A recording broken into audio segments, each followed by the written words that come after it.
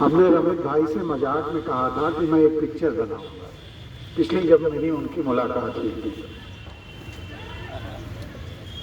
और सत्य ये है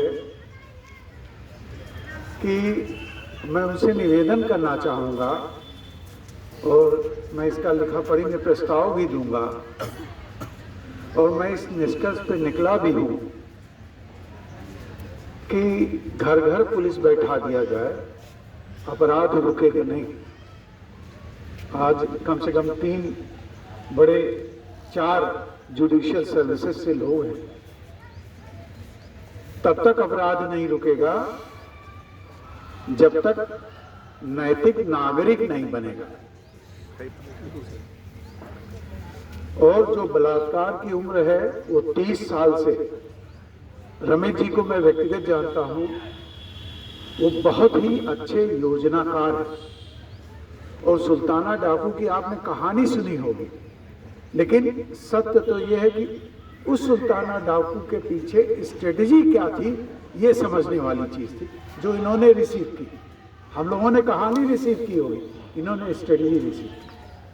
तो आज इनके सामने ये कहना चाहता हूं कि अगर नैतिक नागरिक हम नहीं बच्चों को बना पाए तो घर घर पुलिस बैठा लीजिएगा, अपराध रुक नहीं पाएगा।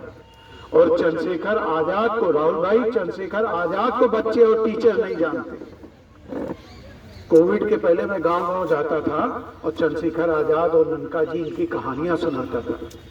बच्चे और टीचर रोने लगते थे, उनको मालूम ही नहीं है। जैसा रमित भाई ने कहा कि हमारे नेतृत्व को आप खत्म कर दिए कि आपके नेतृत्व ने क्या किया, उनके अंदर की नेतृत्व करने की क्षमता ही खत्म हो जाएगी। बच्चे और टीचर रोने लगते थे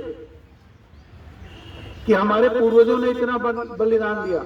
तो मैं इनसे एक आग्रह करना चाहूंगा, मैं लिखा पढ़ी में भी दूंगा, जैसे सड़क सुरक्षा, महिलाओं के लिए तरह तरह कार्यक्रम होते हैं, हमारे साथ मिलके शहीदवाल जो पूरी टीम है इनके साथ मिलके पुलिस, क्षेत्रीय पुलिस विद्यालयों में एक अभियान चलाए जहां कम से कम ये शहीदों की जो गौरव गाथा है उनको बताई जाए बच्चों की, जिससे उनके अंदर प्रेरणा जागृत हो।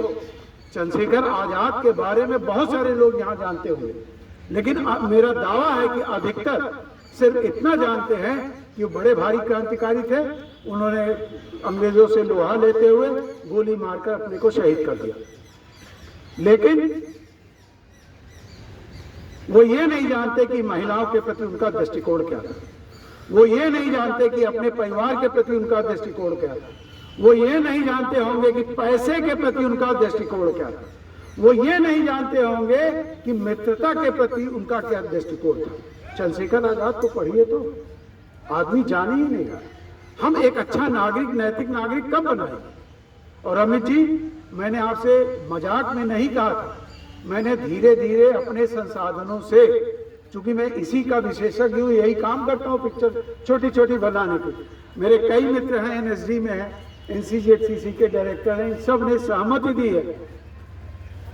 राहुल जी, अब जमाना किताब से आगे बढ़ गया, मैं छोटी छोटी पिक्चरें बनाना चाहता हूँ इन बच्चों पे, इन क्रांतिकारियों पे, जिससे इस इतिहास को किसी तरीके से सहेजा जाए, नहीं ये खत्म हो जाएगा।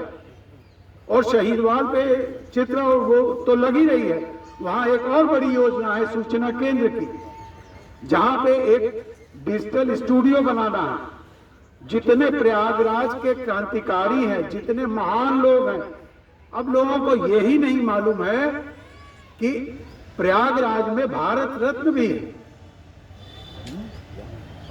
प्रयागराज में भारत रत्न है एक व्यक्ति को, और आपको जान के आश्चर्य होगा कि ये भारत रत्न प्रयाग में आके दिया गया था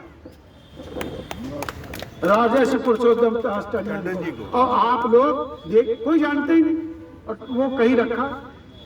इस तरीके से जस्टिस आर.एस. पाठक साहब, बहुत सारे ऐसे नाम हैं, बहुत बड़े बड़े नाम, बहुत बड़ा बड़ा योगदान है कि आप सोच नहीं सकते कि प्रयाग क्या चीज थी।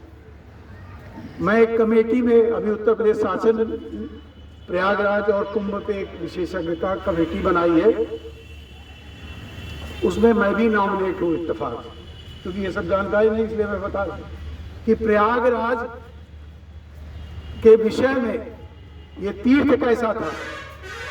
मैं आपके माघ मेले में आमंत्रित किया गया था, तो मैंने आपके सिपाहियों को, दरोगा इंस्पेक्टर्स को बताया कि आप जिस भूमि आए हैं वो कितनी पवित्र है, और यहाँ आप जो करके जाएंगे सहेज के लेके जाएंगे। तो प्रयागराज ऐसे तीर्थ नहीं था, ये गुरुओं का क्षेत्र था। तो ये सब बातें जो शोध की हैं, जो लिखी हुई हैं, जो स्थापित तथ्य है, उसको निकाल के अब सामने रखने की बात हुई है। मुझे लगता है कि बहुत जल्दी हम लोग ये सब काम करेंगे। आप लोगों का जैसे सहयोग रहेगा तो हमको भी बड़ी खुशी होगी।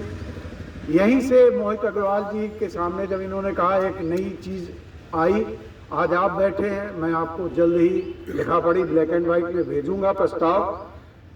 राइस्ट ओपन यूनिवर्सिटी भी हमारे साथ काम करने के लिए तैयार है कि हम इस पे काम करेंगे, क्योंकि लोगों के पास जानकारी नहीं है।